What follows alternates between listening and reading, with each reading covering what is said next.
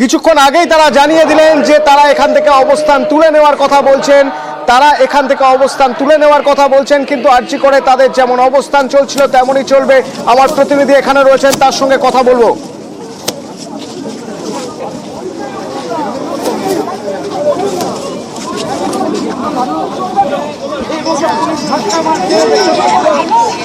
যে প্রতিনিধিরা গিয়েছিলেন তারা বেরিয়ে এসেছেন, পুলিশের থেকে সদর্থক উত্তর মেলেনি জানিয়েছেন।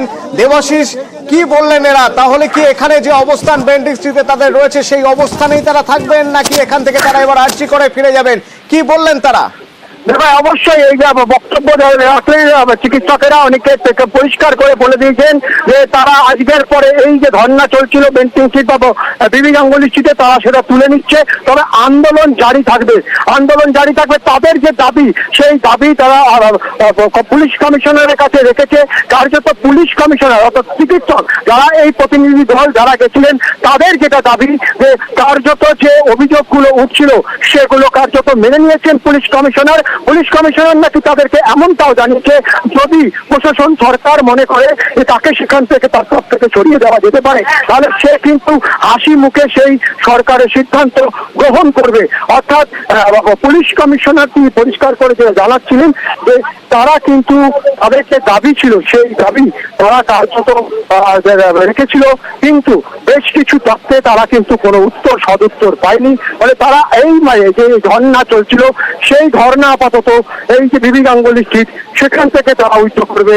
তবে তাদের আন্দোলন কিন্তু এখনো লাগাতার চলবে, কারণ তারা সদুত্তর পুরোপুরি বিষয় তাদের যা প্রশ্ন ছিল তা পায়নি।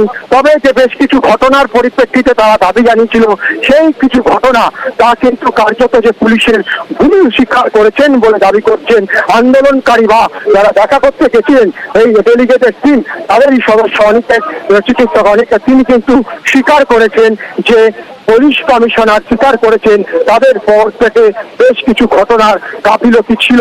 ফলে এই গাফিলতি নিয়ে স্বীকার করেছে তার বক্তব্য অবশ্যই পুলিশের তরফ থেকে আমরা কিছু এখনো পাইনি। তবে ডেলিগেট টিম চিকিৎসকের 22 জনের দল গেছিল ওয়েস্ট বেঙ্গল ডক্টরস ফ্রন্টে, তারা কিন্তু বাইরে এসে সেই কথাই বললেন, একেবারে লাল বাজারের দোর গোড়ায় দাঁড়িয়ে একই কথা বললেন। তবে আন্দোলন চলবে, আর কিছুক্ষণের মধ্যেই যে আন্দোলনকারীরা যেখানে বসে রয়েছেন সেখানে গিয়ে কিন্তু ঘোষণা হবে তাদের পরবর্তী কার্যকলাপ বা পরবর্তী আন্দোলনের রূপরেখা।